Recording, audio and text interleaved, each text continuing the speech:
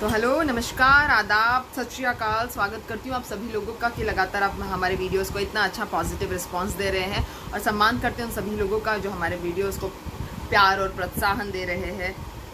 और फेसबुक पे आपने इतने ज़्यादा शेयर्स किए हमारे वीडियोस को, उसके लिए आपका तहे दिल से शुक्रिया अदा करते हैं। दिस इज़ द परी शो, जिसमें हम आपको बताते हैं आपके काम की बात, आपके फ़ायदे की बात, आपकी आमदनी की बात, आपके देश की बात और सिर्फ आपकी बात, जिसमें हम बिना म्यूज़िक बजाए, बिना किसी एडवर्टाइजमेंट के, बिना म्यूज़िक बजाए, बिना किसी शोर शराबे के एनर्जी और टाइम की बर्बादी को बचाते हुए आपके लिए जो खास खबरें एक एनालिटिकल तरीके की सूची बना के एनालिटिक तरीके से हम आपको खबरों की पीछे की खबर देते हैं, जिसमें हम उसका मास्क उतार देते हैं और आपको बताते हैं कि एक्चुअल खबर क्या है और क्या चल रहा है देश में, क्या चल रहा है दुनिया में। तो प्लीज़ स्टे ट्यून्ड। आप हमारा यूट्यूब चैनल भी सब्सक्राइब कर सकते हैं, जिसका नाम है परी टॉक्स टू देश की जनता, जिसमें आपको परी देश की जनता लिखने के बाद भी आप सारे वीडियोज़ को एक साथ ले सकते हैं। आप सब्सक्राइब का बटन ज़रूर दबा दीजिए, जिसमें आपको बेल आइकन पे क्लिक करना है और ऑल पे क्लिक करना है। तो शुरू करते हैं कि सबसे पहले कोरोना के आंकड़े जो हमारे देश में 40 लाख से पार हो गए हैं। 68,000 लोगों की मौतें हो गई है और जो कि बहुत ही बुरी खबर सुनने में आ रही है। हम 1-2 दिन में ब्राज़ील से आगे निकल जाएंगे, ऐसा सुनने में आ रहा है। अब बताते हैं कि जो कोरोना के जो लक्षण हैं उनको, उसका ना कोई आदि है ना कोई अंत है। जैसे मैंने आपको बताया था कि चीन की सरकार ने WHO को वुहान में, यूनान प्रांत में रिसर्च करने से साफ मना कर दिया है और उनको 21 दिन तक रखा तो था, लेकिन 21 दिन तक उनको किसी तरह की रिसर्च या किसी तरह का जो है कोरोना का ट्रेसिंग उनको करने नहीं दिया, जिससे पता नहीं चल रहा कि कोरोना का आदि क्या है। अंत की बात करें तो वैक्सीन जो है 2021 से पहले आने का नाम नहीं ले रही है। जितनी भी वैक्सीन बनेगी उनके प्रोडक्शन में, उनकी टेस्टिंग में, उनके पॉजिटिव रिस्पांस आने के बाद में उनकी प्रोडक्शन में, और अभी टेस्टिंग में भी काफ़ी ज़्यादा टाइम हो गया। कम से कम 5 महीने से लगातार हर देश जो है लगा हुआ है टेस्टिंग में, और कोरोना की जो है एक वैक्सीन, जो एक प्रॉपर दवा जो है वो अवेलेबल आज मार्केट में नहीं है। इसीलिए भी कोरोना के पेशेंट्स जो है दिन ब दिन बढ़ते जा रहे हैं, और जिसके लिए हम सारे ही देश मिलकर एक साथ काम कर सकते हैं। लेकिन सभी देश चाहते हैं कि वो जीत का सहरा अपने सिर पे बांधे या जीत अपनी समझे। इसीलिए सब लोग अपने इंडिविजुअली, सभी देश जो अपने इंडिविजुअली काम कर रहे हैं, जिसकी वजह से और भी लेट लतीफ़ हो रहा है। ऐसा समझ में आ रहा है कि ऑक्सफोर्ड यूनिवर्सिटी, जो ऑक्सफोर्ड की जो टीम लगी हुई है वो बहुत अच्छे से काम कर रही है। ऑक्सफोर्ड की जो वैक्सीनेशन है वो शायद सबसे पहले आएगी, ऐसा बताया जा रहा है। सबसे पहले ऑक्सफोर्ड आएगा, उसके बाद में जो भी है और भी बहुत सारे यूनिवर्सिटीज़ है जो हमारे यहाँ पर भी, इंडिया में भी रिसर्च का और टेस्टिंग का काम जारी रखे हुए हैं। तो आप देखेंगे कि कोरोना के डर से लोग जो है घर में ही काढ़ा बना के पी लेते हैं। तो मैं आपको सजेशन दूंगी कि आप डॉक्टर के पास ज़रूर जाइए, घर के काढ़े पर डिपेंडेंट नहीं रहिए। आप हर तरह की जो भी उपचार, जो भी आपको दिखता है कि कोरोना की बीमारी का कोई उपचार तो नहीं है, कोरोना संक्रमण का कोई दवाई नहीं है, वैक्सीन नहीं है अभी फ़िलहाल, इसीलिए आपको हर तरीके से अपने आप के प्राणों की रक्षा करनी है। जैसा भी तरीका आपको मिल जाता है उस तरीके से आप अपने प्राणों की रक्षा करिए, क्योंकि आपके प्राण बचाना इस वक्त सिर्फ आपके हाथ में है, सरकार के हाथ में नहीं है, किसी और के हाथ में नहीं है। आपके प्राण सिर्फ आप ही बचा सकते हैं। और आप जितने भी नियम कायदे आपको समझ में आते हैं उन सब का पालन कीजिए, क्योंकि आप जितने नियम कायदों का पालन करेंगे उतना ज़्यादा आप सेफ रह सकते हैं। क्योंकि मैंने देखा है बहुत सारे लोग, एक मैंने बैंक में मैनेजर से मेरी जानकारी में थे जिनके बारे में मैंने खबर सुनी है कि उनकी कोरोना से पिछले हफ्ते मौत हो गई है, जिनकी शादी को मेरे ख्याल से 8 से 9 महीने हुए थे। उसके बाद में मैंने सुना है कि एक जर्नलिस्ट जो 5 अगस्त को रामलला के शिलान्यास वाले महोत्सव में था, उस बंदे को भी कोरोना हो गया है, उसकी भी मौत हो गई, जिसकी शादी अभी हुई भी नहीं थी, उसकी शादी अभी तक फिक्स भी नहीं हुई थी, सिर्फ सगाई हुई थी उस बंदे की। तो इस तरह से जो यंग लोग हैं, जो 30 से 35 ब्लॉक के लोग हैं, उनको भी कोरोना जल्दी से छूता है। हम युवाओं को भी कोरोना बहुत जल्दी से छूता है, और बच्चों को कोरोना का इतना डर नहीं होता है, इतना जल्दी कोरोना अटैक नहीं करता है बच्चों पे। लेकिन फिर भी अपने बच्चों को सुरक्षित रखिए, घर में रखिए। स्कूल्स तो वैसे भी बंद है, तो बच्चों के बाहर जाने का सवाल नहीं उठता है। जितना हो सके सुरक्षित रहिए। और सबसे ज़्यादा बड़ा अभिशाप जो कोरोना है वो गरीबों के लिए है। तो मैं आपको बता दूं कि गरीब होना बहुत बड़ा अभिशाप है। इसलिए जिस तरह की भी आपको सलाह मिलती है, जिस तरह का भी आपको सुझाव मिलता है, जिस तरह से आप अपनी जान बचा सकते हो उस तरह से बचाइए। सारी पैथी को अपनाइए, नेचुरोपैथी, होम्योपैथी, एलोपैथी, यूनानी, हर तरीके की दवाइयाँ आप लीजिए जो आपको बचा सकती है। घर का काढ़ा भी पीजिए, और चाय और कॉफ़ी में आयुर्वेदिक जो भी मुलेठी या अदरक इन सारी चीज़ों का इस्तेमाल करिए, जिससे आपको अपने आप को सुरक्षित करने में मदद मिलेगी। अपनी इम्यूनिटी पावर बढ़ाइए, इम्यूनिटी बूस्टर्स को पीजिए। इम्यूनिटी बूस्टर्स भी मार्केट में अवेलेबल है अलग अलग तरीके के, आप इम्यूनिटी बूस्टर्स को ले सकते हैं जो कोरोना के लिए बहुत ज़रूरी है। क्योंकि जब तक एसिम्टोमेटिक के लक्षण आते हैं और लक्षण दिखाई देते हैं तब तक बहुत लेट हो जाता है, और जब कोरोना सिम्टोमेटिक हो जाता है, सेकेंड स्टेज में आप आ जाते हैं, तब उसके बाद आपकी जान बचाना बहुत ही मुश्किल है। और इसी वजह से लोगों की मृत्यु हो रही, क्योंकि लोग समय से पहले नहीं जागते हैं। सरकार सिम्टोमेटिक को तो एडमिट कर नहीं पा रही है, तो एसिम्टोमेटिक की तो आप बात ही छोड़ दीजिए। क्योंकि जहाँ भी हॉस्पिटल्स में आप जाएंगे, चाहे निजी अस्पताल हो चाहे सरकारी अस्पताल हो, आपको सुबह कैलपोलोसिट्राजिन दे दी जाती है। तो मैं आपसे कहूँगी कैलपोलोसिट्राजिन घर में ही लेके रख लीजिए और डेली बेसिस पर उसका सेवन करिए। अभी ये मत सोचिए आप ये दवाई का सेवन करते हैं, आयुर्वेदिक का सेवन करते हैं, आप इसका सेवन नहीं करते, एलोपैथी का सेवन नहीं करते। अभी ये सब सोचने समझने का समय नहीं है, अपनी जान बचाने का समय इस समय आ गया है, जो एकमात्र काम आपको फ़िलहाल करना है। और उसके बाद में मैं आऊँगी बुलेट ट्रेन पे कि सरकार ने किस तरह से जो है बुलेट ट्रेन की जो योजना बनाई थी, और मोदी सरकार ने जिस तरह से बुलेट ट्रेन की योजना हमारे तक पहुंचाई थी। तो बुलेट ट्रेन की योजना के बलबूते पे जितने वोट बैंक भरने थे, मोदी सरकार ने वोट बैंक भर लिया है। अब मोदी सरकार को देश की जनता की ज़रूरत नहीं है, इसलिए देश की जनता को जो बुलेट ट्रेन की रिक्वायरमेंट है उससे कोई मोदी सरकार का लेना देना नहीं है। जो अहमदाबाद से मुंबई तक का बुलेट ट्रेन चलाने का जो मोदी सरकार का इतना बड़ा सपना था, वो शायद चूर चूर हो गया है, मट्टी पलीत हो गया है। और जापान की कंपनियाँ जो है ज़्यादा इंटरेस्टेड नहीं दिखती हमें बुलेट ट्रेन देने के लिए। जापान की कंपनियों ने साफ मना कर दिया है, या वो बहुत ज़्यादा हाई प्राइस की डिमांड कर रही है जापान की सभी कंपनियां, जो हम अभी बातचीत नहीं कर पाए हैं। इंडियन एक्सप्रेस की खबर है जिसमें बताया जा रहा है कि भारत में कोरोना के चलते जो बुलेट ट्रेन का जो प्रोजेक्ट था वो 5 साल डिले हो जाएगा। तो 5 साल तो क्या 15 साल भी हो जाएंगे, तो शायद जापान की कंपनियां हमें अपनी मनमानी कीमत पे बुलेट ट्रेन देने के लिए इंटरेस्टेड नहीं रहेगी। और जापान की कंपनियां जो है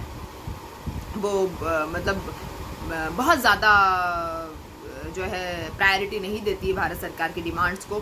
और जापान से हमने पहले ही लोन लेके रखा हुआ है बहुत ज़्यादा, और जो हमने 50 साल का लोन लेके रखा हुआ है जापानीज़ कंपनीज से, वो भारत सरकार ने लौटाया नहीं है। और अब तो भारत सरकार भी खुद भी उद्धव सरकार है या मोदी सरकार है, केंद्र सरकार हो या राज्य सरकार हो, वो इतनी ज़्यादा इंटरेस्टेड बुलेट ट्रेन में नहीं है, क्योंकि जो उनका पर्पस था वोट बैंक का वो सॉल्व हो गया है। तो अब किसी को बुलेट ट्रेन चलाने में कोई इंटरेस्ट नहीं है। They are not keen enough कि वो बुलेट ट्रेन लाए या बुलेट ट्रेन चलवाए या बुलेट ट्रेन के लिए जल्द से जल्द प्लानिंग करे। ऐसा किसी भी सरकार में कोई एक तरह से हम कह सकते हैं कि इंटरेस्ट नज़र नहीं आता। कोई भी सरकार जो है इस तरह का इंटरेस्ट दिखाने को तैयार नहीं है। इंडीड वो इस बारे में बात ही करना नहीं चाहते। ये तो इंडियन एक्सप्रेस की खबर है कि मैं आपको बता रही हूँ कि बुलेट ट्रेन जो है अब इंडिया में नहीं आ पाएगी। और जो आप बुलेट ट्रेन का सपना, जैसे स्मार्ट सिटी का सपना रह गया, आपका बुलेट ट्रेन का सपना भी सपना ही रह गया। तो आप समझ लीजिए कि आपका बुलेट ट्रेन का सपना बस गया, मतलब अब कुछ नहीं हो सकता है। और बुलेट ट्रेन शायद कभी नहीं छपेगी, कभी नहीं चलेगी, कभी नहीं दिखेगी। और मौजूदा सरकारों की प्रायोरिटी लिस्ट भी ख़त्म हो चुकी है, उनकी वोट बैंक का जो रिक्वायरमेंट था वो ख़त्म हो चुका है। तो और जापान की कंपनीज़ जो है वो इंडिया में उस कीमत पे बुलेट ट्रेन देने के लिए शायद रेडी नहीं है। और जापानीज़ कंपनी जो है वो इंडिया को बुलेट ट्रेन नहीं देगी, ऐसी बातें सामने निकल के आ रही है। तो खैर बात तो ठीक ही है। उसके बाद में देखते हैं कि मिनी लॉकडाउन जो छोटे छोटे जगह पे लगाए जा रहे हैं, छोटे छोटे समय के मिनी लॉकडाउन जो जगह लगाए जा रहे हैं, वीकेंड्स के लॉकडाउन लगाए जा रहे हैं जो पंजाब और यूपी में, और कभी कभी शाम से लेकर सुबह तक के लॉकडाउन लगाया जा रहा है। जो मिनी लॉकडाउन्स है और जो बहुत सारे अलग अलग तरह के रिस्ट्रिक्शंस है, उसकी वजह से छोटे कारोबारी बहुत परेशान है। इवन आईटीसी के ऑनर ने भी लिखा है कि मिनी लॉकडाउन्स की वजह से हमें बहुत ज़्यादा जो है लॉसेस हुए हैं, और बहुत ज़्यादा लॉसेस हमारे इतने ज़्यादा है कि बताना बहुत मुश्किल है मिनी लॉकडाउन की वजह से। लेकिन हमारी जो वित्त मंत्री है निर्मला सीतारमण जी, जो एक्ट ऑफ गॉड कहती है और जो कोरोना की स्थिति को ना संभालने को भी एक्ट ऑफ गॉड ही समझती है, तो खैर अब क्या बता सकते हैं, उसका हमारे पास कोई इलाज नहीं है। उनको वी शेप रिकवरी नज़र आ रही है, जबकि मार्केट में जो खपत है, जो मार्केट में पब्लिक के पास में पैसे नहीं है, डायरेक्टली पैसे नहीं है, और सरकार उधार लेने को तैयार नहीं है, पब्लिक को उधार देने को तैयार नहीं है, सरकार उधार लेने को तैयार नहीं है, राज्य सरकारों को उधार देने को तैयार नहीं है। तो सोच लीजिए कि क्या किस लेवल की जो है हरकत सरकार करिए, किस तरह से लोगों की परचेसिंग कैपेसिटी बढ़ेगी। ये तो मतलब मुश्किल ही नहीं, नामुमकिन लगता है कि लोगों की परचेसिंग कैपेसिटी बढ़े। मगर फिर भी निर्मला सीतारमण जी को वी शेप की रिकवरी नज़र आ रही है। पता नहीं कहाँ से लग रही है। मार्केट में परचेसिंग बिल्कुल नहीं हो रही। हर इंसान अपना पैसा बचा के रखना चाहता है, परचेसिंग नहीं करना चाहता है। तो परचेसिंग मैनेजिंग इंडेक्स जिसको PMI कहते हैं वो लगभग ठप के बराबर है, जिसमें कि वी शेप रिकवरी बिल्कुल की नहीं जा सकती है, जो बात बिल्कुल सही है। मगर फिर भी जो है कांग्रेस के नेता जो है झूठ पे झूठ बोलते रहते हैं। शायद मोदी सरकार का जो रंग है, मोदी जी का जो झूठ बोलने का जो रंग है वो सब पर चढ़ चुका है और सब लोग जो है मोदी जी की तरह झूठ पे झूठ बोलते जाते हैं। स्टार्टअप्स में कॉन्फिडेंस नहीं है। हमारे यहाँ पे MSME को पैसे नहीं दिए जा रहे हैं। एक 50 करोड़ का प्रायोरिटी लोन बता दिया गया है RBI की तरफ से, लेकिन RBI के कहने से कुछ नहीं होता है। बहुत अनाप शनाप इंटरेस्ट रेट लिए जा रहे हैं आम जनता से। अगर आप जाएंगे बैंक में किसी भी तरह का लोन लेने के लिए, रोजगार के लिए या सैनिटाइज करने के लिए आपके ऑफिस को, या वर्कर्स की सैलरी के लिए, किसी भी तरह का अगर आप लोन लेने जाएंगे, इस्टेब्लिश कंपनी जैसे पेटीएम्स की बात मैं नहीं कर रही हूँ, अडानी अंबानी इसकी बात, टाटा की बात मैं नहीं कर रही हूँ, लेकिन एक स्टार्टअप कंपनीज और एक एवरेज लेवल की कंपनी अगर जाती है तो उसको बहुत ज़्यादा इंटरेस्ट देना होता है, जिसकी वजह से लोग लोन लेने से कतरा रहे हैं, पीछे हट रहे हैं और लोग लोन लेने में इंटरेस्टेड नहीं हैं। अब देखते हैं कि दिवाली के आसपास अगर थोड़ी बहुत स्पाइक्स आएगी तो आएगी मार्केट में, लेकिन उसकी भी उम्मीद नहीं है, क्योंकि अभी हाल ही में जो इतने सारे गणेश उत्सव और ईद इतने सारे त्यौहार गए तो मार्केट में स्पाइक नाम की कोई चीज़ दिखी नहीं है और मार्केट में त्योहारों का असर भी ख़त्म होता दिखाई दे रहा है। तो जब स्पाइक नहीं है, जब परचेसिंग कैपेसिटी नहीं है, PMI इंडेक्स नहीं है, तो वी शेप रिकवरी का तो अब भूल ही जाइए, तो उसके बारे में तो बात ही नहीं कर सकता है। खैर आगे बढ़ते हैं। जो नॉर्थ कोरिया के जो तानाशाह है किम जोंग, उनकी बहन जो है किम यो जोंग, उनको वो काफ़ी समय से नज़र नहीं आ रही है और किम जोंग जो है एक हफ्ते से नज़र आ रहे हैं। वो काफ़ी तूफ़ानी पीड़ित एरिया में सर्वे करने के लिए गए थे। तो साउथ कोरिया से खबर निकल के आ रही है कि इस तानाशाह ने जो अपनी बहन का भी जो है कत्ल करने का प्लान बना लिया है, मन बना लिया है, इसलिए इनकी बहन नज़र नहीं आ रही है। हालांकि उनकी बहन बहुत ज़्यादा इंटेलिजेंट थी और उनके बाद में देश को वही संभालती थी।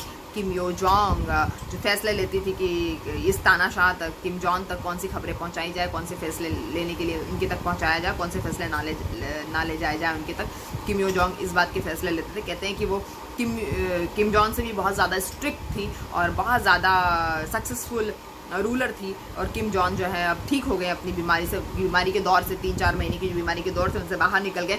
उनको शायद जलन के मारे या किसी और कारणों की वजह से अपनी ही बहन को जो है कत्ल करना पड़ेगा, अपनी ही बहन को जो है नज़रबंद करना पड़ेगा, क्योंकि पहले भी ये तानाशाह इस तरह की हरकतें कर चुका है। तो साउथ कोरिया से खबर आ रही कि शायद इस बार वो अपनी बहन को ही नज़रबंद करके रख ले, अपनी बहन को ही इस बार जो है अपनी ही बहन को वो मौत के घाट उतार दे। ऐसी जो है साउथ कोरिया से अलग अलग खबरें देखने में आ रही है, सुनने में आ रही है, समझने में आ रही है। खैर ये तो समय बताएगा कि वो क्या हो रहा है वहाँ पर और क्या नहीं हो रहा है। अभी हमें इस बारे में कुछ खास जानकारी नहीं मिली है और भारत को वैसे भी नॉर्थ कोरिया की कोई जानकारी नहीं मिलती है। इसके बाद हम देखेंगे कि नेपाल ने जो है जो लिपू लेक का एरिया है वहाँ पर अपनी सेनाएं लगा दी है नेपाल ने, लिपू लेक के एरियाज़ में। और जो नेपाल की 44th बटालियन है, नेपाल की 44 बटालियन जो है नेपाल की, वो लिपू लेक के एरिया में संरक्षण कर रही है। और चीनी सेनाएं जो वहाँ पर आई हुई है उनका खाने सोने का अरेंजमेंट भी नेपाल ही कर रहा है। और नेपाल पूरी तरह से चाइना के साथ में आता हुआ नज़र आ रहा है, खड़ा हुआ नज़र आ रहा है। और नेपाल जो है, नेपाल की जो आर्म पुलिस फोर्स है उसकी 44th बटालियन जो है लिपू लेक पे भारत से चीन की रक्षा कर रही है, भारत से चीन की रक्षा नेपाली फौज कर रही है और चीन की भी कुछ सेना वहाँ पर आई हुई है। ये लिपू लेक वही एरिया है जहाँ पे चीन, नेपाल और भारत तीनों की सीमाएं जो लिपू लेक के एरिया में मिलती हैं। तो इस तरह का फेवर जो है नेपाल इतनी मुसीबतों के बावजूद भी चीन को दे रहा है, इतनी मुसीबतों के बावजूद भी चीन के नक्शे कदम पे चल रहा है और खुद के देश का ठिकाना नहीं है, खुद की इकोनॉमी जो है दिन ब दिन गिरती जा रही है, मगर फिर भी चीन जो है सुधरने को तैयार होता हुआ नहीं नज़र आ रहा है। और ना ही नेपाल उसके जो है नक्शे कदम पे चलना छोड़ रहा है। नेपाल वही करता है जो चीन कहता है। तो मेरे ख्याल से नेपाल को भारत के लिए, चीन के लिए भारत से लड़ना भी पड़े तो नेपाल अपनी सेना को पूरी तरह से इस्तेमाल करेगा, अपनी पूरी ताकत लगा देगा और ज़रूर ही चीन का साथ देगा। उसके बाद हम देखेंगे कि हाँ, अमेरिका ने भी भारत के बाद में 224 ऐप्स हमने जिस तरह से बंद करे हैं और चीन की नींदें उड़ा दी, उस तरह से अमेरिका भी भारत का समर्थन कर रहा है, भारत को पूरे खुले हाथों से वेलकम कर रहा है, कह रहा है कि हम भी ऐसे कुछ ऐप्स की लिस्ट जारी कर रहे हैं जो फ़ौरन हम लोग सारे के सारे देश मिलके, सारे स्टेट्स मिलके हम इस तरह के ऐप्स पे बैन करने वाले हैं। अगर मैं आपको बताऊं कि पबजी अगर आपके फ़ोन में है और अभी तक आपने इंस्टॉल नहीं कराया तो उसको फ़ौरन इंस्टॉल कर दीजिए, क्योंकि इसकी जो पबजी की वजह से अगर आपके फ़ोन की बैंकिंग डिटेल भी जो है वो अगर किसी के हाथ लग जाती है, क्योंकि इसमें ट्रैकिंग का और हैकिंग का सिस्टम होता है चीनी ऐप्स में, तो आपके बैंक अकाउंट में रखे हुए अमाउंट भी और बैंक अकाउंट में रखे हुए आपके सारी डिटेल्स भी बाहर पहुंच सकती है, जो आपके बैंक अकाउंट को खाली करने के लिए पर्याप्त है। और चीनी ऐप्स का ऐसा ही उद्देश्य होता है, चीन पे किसी भी तरह से भरोसा नहीं किया जा सकता। म्यांमार के बाद में कल जो म्यांमार ने घोषणा की थी उसके बाद आज फ़ौरन ही अमेरिका ने घोषणा कर दी कि चीन बड़ा ही धोखेबाज देश है, इसलिए पबजी जैसे ऐप्स को अनइंस्टॉल करना आपके फ़ोन से बहुत ज़्यादा ज़रूरी, क्योंकि आपका डाटा कहीं ना कहीं किसी न किसी स्तर पे चोरी हो रहा है। जितना भी हो सकता है चीन आपके डाटा को चोरी करके बैठ गया है। इसी चक्कर में अमेरिका भी जो है सुपर पावर होते हुए भी, इतना बड़ा डिजिटल वर्ल्ड होते हुए भी अमेरिका भी चीनी ऐप्स को फ़ौरन 1-2 दिन के अंदर बैन करना चाह रहा है। इसके पहले भी अमेरिका ने टिकटॉक को बैन करा है, पाकिस्तान ने पबजी को बैन कर दिया था, लेकिन अब फिर हम दोबारा इसी पे बहस करेंगे। आपको बता दूं कि रक्षा मंत्री जो है फिर से रूस पहुंच चुके हैं कल, और वेट कर रहे हैं कि वो रूस की विदेश मंत्री से मिल सके। वो SCO की मीटिंग के लिए पहुंचे हुए हैं। SCO की मीटिंग में भाग लेने के लिए वहां पर और भी दूसरे देशों के विदेश मंत्री आए हुए हैं। पाकिस्तान और रूस के भी विदेश मंत्री हैं, चीन के भी विदेश मंत्री वहां पर आएंगे। इसके पहले मैं आपको बता दूं कि S-400 मिसाइल्स जो है हमको रूस से मंगवानी है, जिसकी डिलीवरी 2021 के अंत तक होगी। इसलिए रक्षा मंत्री की दूसरी विजिट है जून के बाद में। जून में भी रूस के जर्मन सेना पर जीत के विजय दिवस के उपलक्ष्य में जो है राजनाथ सिंह गए थे रूस में। और रूस जो है भारत का एक परम मित्र माना जाता है। स्टार्टिंग से ही रूस के और भारत के अच्छे संबंध रहे हैं। सॉरी, बार चीन इतना ज़्यादा मैंने बोल दिया, आज लाइव में चीन बार आ रहा है, तो जो है चीन से जो है हमको इजाज़त दिलाने के लिए शायद ये मीटिंग काम आ जाए, चीन से हमें मुक्ति दिलाने के लिए शायद ये मीटिंग्स हमारे काम आ जाए, ऐसा समझने में आ रहा है। हम देखते हैं कि 30 अगस्त को जो हमारी लेह लद्दाख की बॉर्डर पे जो झड़प हुई थी, उसमें SSF की टीम जो है, जो स्पेशल फ्रंटियर फोर्स है हमारा, जो SSF की जो टीम है वो स्पेशली ट्रेंड होती है। जो हमारे यहाँ पे तिब्बती जवान होते हैं उनको ट्रेन करके सेना स्पेशली चीन से लड़ने के लिए हमने बनाई हुई थी, जिसने करारा जवाब दिया है और चीन के एरियाज़ में भी अपना कब्जा बना लिया है। इस ट्रेंड रेजिमेंट के सामने चीन के सैनिक टिक नहीं पाए और हमने एक करारा जवाब जो है चीन को दिया, जिससे चीन काफ़ी ज़्यादा बौखलाया हुआ है। और ये 30 अगस्त की झड़प में जो है SSF की जो टीम है हमारी, जो SSF की जो रेजिमेंट है, जिसने बहुत ही स्पेशल तरह की ट्रेनिंग हासिल की है, उसने एक करारा जो झटका चीन को दिया हुआ है। इससे पहले भी मैं आपको बता दूं कि कारगिल की जीत में भी SSF की टीम का जो है बहुत बड़ा हाथ था। इसको स्पेशल फ्रंटियर फोर्स कहते हैं, जो स्पेशली हमने इस तरह की खासी मजबूत लड़ाइयों के लिए बनाई हुई है और इसी समय इनका यूज़ किया जाता है। तो कारगिल विजय में भी इनका बहुत बड़ा हाथ जो है SSF की टीम का समझा जाता है, जो भारत की स्पेशली फ्रंटियर्स फोर्स जो ट्रेंड हमने उसको इस तरह से की है, जिसको अमेरिका की CIA खुफिया एजेंसी और भारत की खुफिया एजेंसी रॉ की भी ट्रेनिंग इनको मिली हुई है, इसलिए इनको सारी युद्ध पद्धतियाँ बड़ी अच्छी तरीके से पता होती है और इस तरह से ये जो है बेस्ट टीम एक तरह से मानी जाती है भारत की किसी भी लड़ाई को लड़ने के लिए।